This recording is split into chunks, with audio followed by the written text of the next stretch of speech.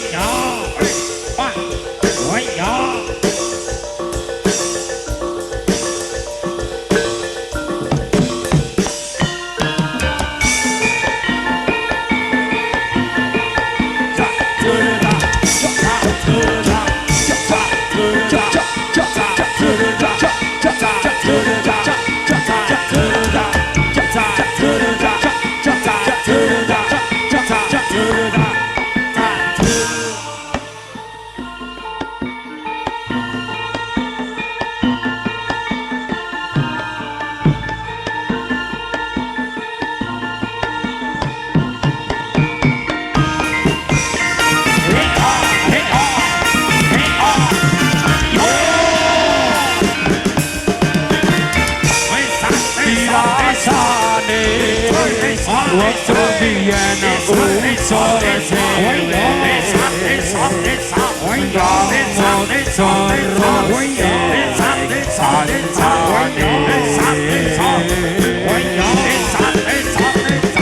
jaman semono yen goyan rame-rame kuyuk rukun seneng ati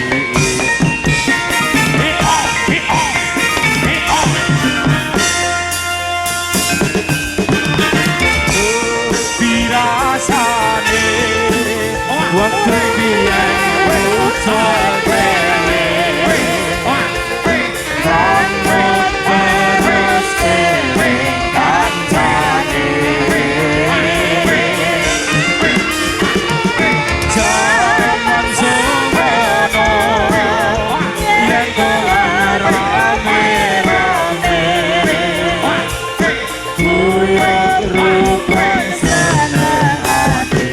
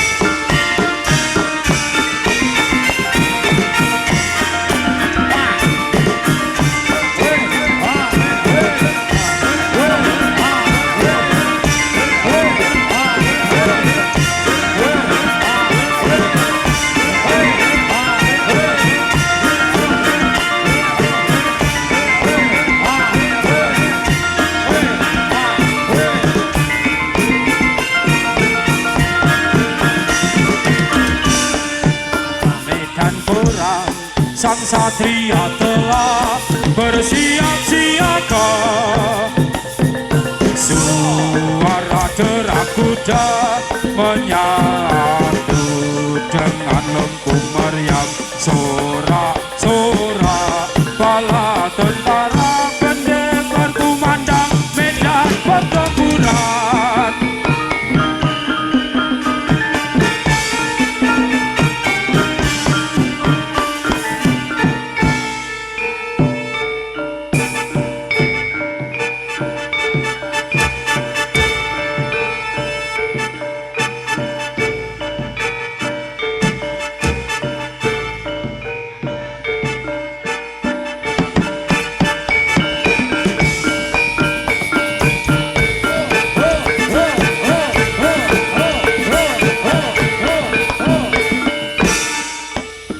Slomprat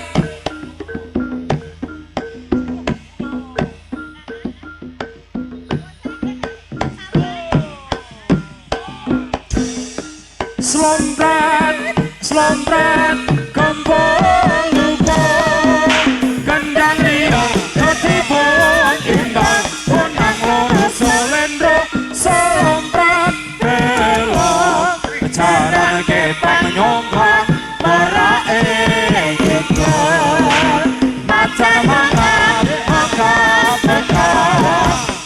kanon kalian kita mustaka gunare ternyata kali gembira.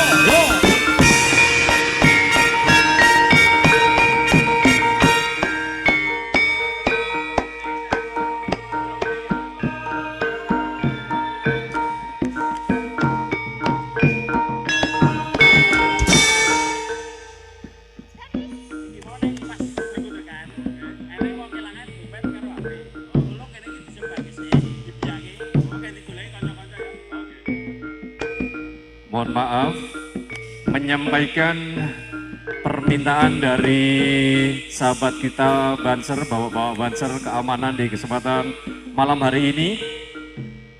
Perlu diketahui bahwa tadi saat ada keributan sedikit, gojekan sedikit, ada penonton yang kehilangan HP dan dompet. Oh, sampun kurang dompetnya. Oke. Maka dari itu penonton agak bergeser sebentar.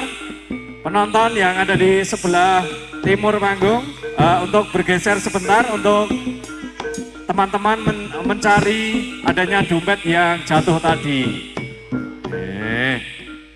Tak kandani mungkin gojekan.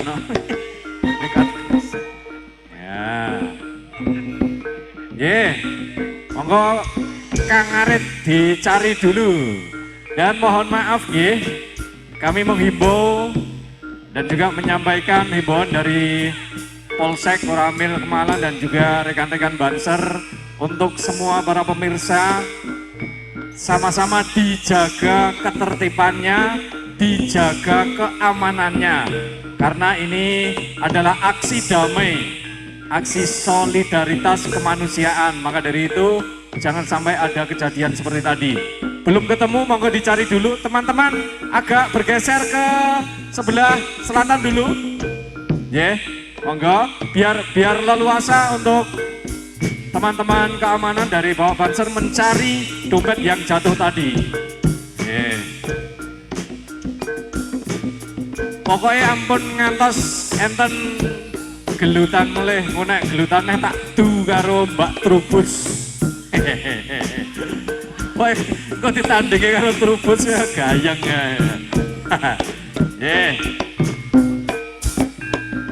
Pokoknya kami himbau jangan sampai acara aksi damai ini dinodai dengan hal-hal yang tidak patut untuk disaksikan bersama.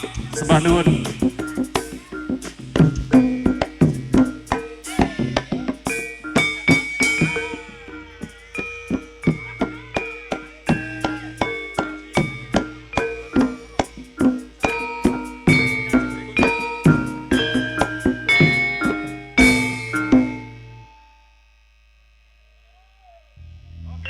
Oke, luar biasa.